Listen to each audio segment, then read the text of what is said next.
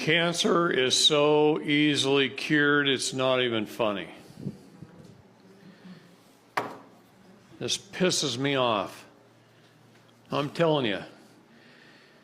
I was in the intelligence world, and in the intelligence world, they hire the best and the smartest and the brightest in any given field.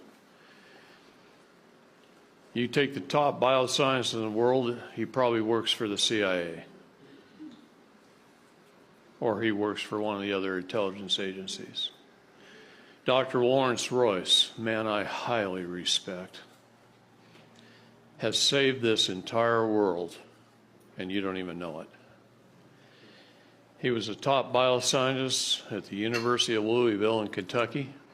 He grew up in Wisconsin, and when Chernobyl happened, the CIA came to him and said, "Hey, we need you.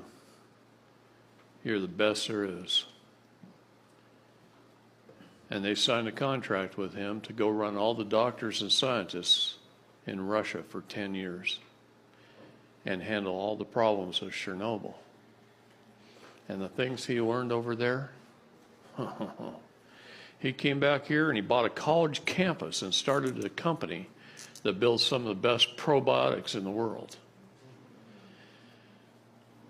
Because Chernobyl had a mushroom cloud about 50 miles wide and 150 miles long. And in that cloud was several villages, right? Several what? Villages of people, small towns. And there was an area, almost in the middle of it, that they named, that looks like a sad face. I don't know how I did that, but he's a little sad. Should have been happy because they called that the blue area because nobody was getting sick. Now, one thing radiation poisoning does is it reduces your immune system and you can die from the common cold. Anything you get, could die from because you have no immune system. The radiation destroys it. So you had people all over here dying. But nobody there was even getting sick. I just can't. So they weren't even getting sick. So they set up a laboratory in the middle school. Now, schools all over the world are built the same. 4 concrete brick walls, a hallway, and a glass wall leading to outside. Aren't they all like that? So they set their laboratory up in there, and they started running the villagers in and taking blood, and checking them out, and checking their health out, and testing it. And they had this whole laboratory of microscopes and all kinds of things, whatever they wanted. All they had to say is, "Hey, send me 2 microscopes." The government sent them 10, right? Whatever they wanted.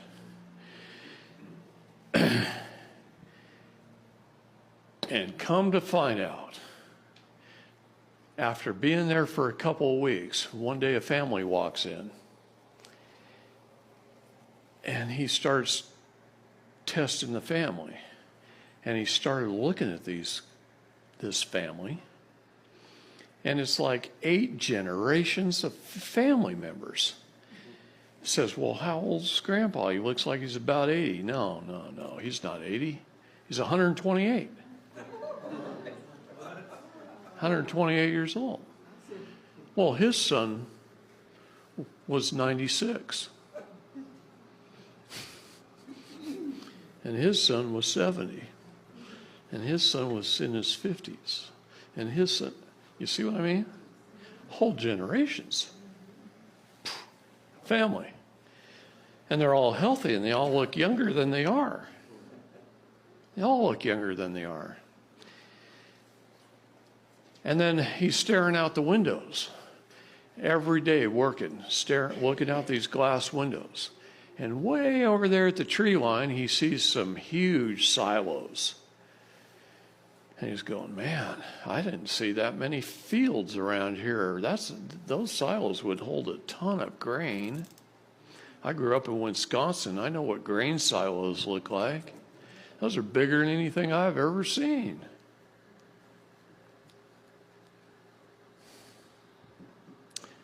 Come to find out, those villages was a Russian military chemical weapons biological manufacturing facility.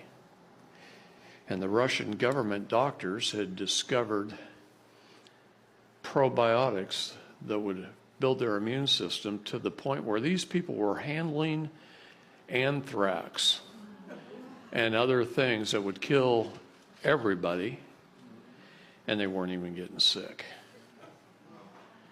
They had immune systems that were off the charts. Their bodies were young, they were healthy, and they weren't even getting sick. And these probiotics they were taking handfuls of them a day. And they were making these people incredibly healthy. So healthy that the radiation poisoning didn't even reduce their immune systems. And he brought that knowledge back with a whole team of Russian and Ukrainian scientists, and he set up a company here just to build these probiotics.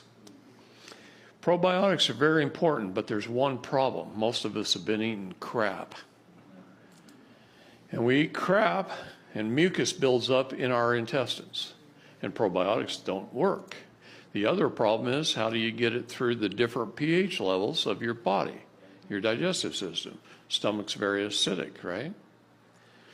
You got to get it past the stomach. That's why yogurt, even though it's good for you, very little of the probiotics get past the stomach because they're not encapsulated. They have to be in a specific type of capsule that doesn't dissolve in the stomach. It dissolves a little bit later. Okay? That's one of the keys they learned. That's why that particular company's probiotics are different than most companies' probiotics. It's because it's a little key to their patented process. Okay?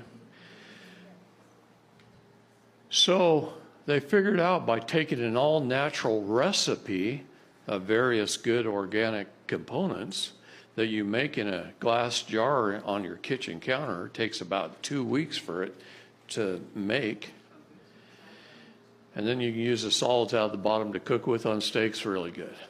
But you drink an ounce or two a day, and that cleans the mucus out. You add the right probiotics. You use lactobisillus salivarius in your mouth, and you won't ever even have to brush your teeth. Because the lactobacillus salivarius doesn't kill all your probiotics like toothpaste does. Toothpaste is the most poisonous thing you can put in your mouth. A good doctor will tell you the most dangerous aisle in a supermarket is the toothpaste aisle. Yeah. You want to kill your brains? Fluoride. Boy, they used to give kids fluoride tablets to strengthen their teeth. Better their teeth rot out than take fluoride, because that kills your brain. I feel very fortunate that I grew up on farms with spring water. I've never had fluoridated water, and when I don't drink it when I go to cities, helps me think a little above most. Okay?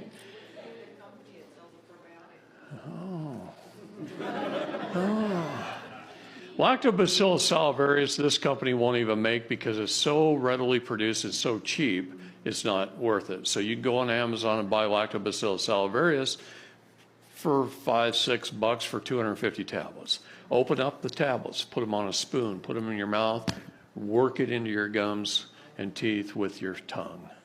It's tasteless. You're going to make me spell it? Lactobacillus salivarius. Now, the probiotics that you need in your gut, and believe me, there's 2,000 varieties of probiotics. Think for just a minute, Venus flytrap plants. North Carolina. North Carolina and the Ukraine are two very rare places on the face of the planet.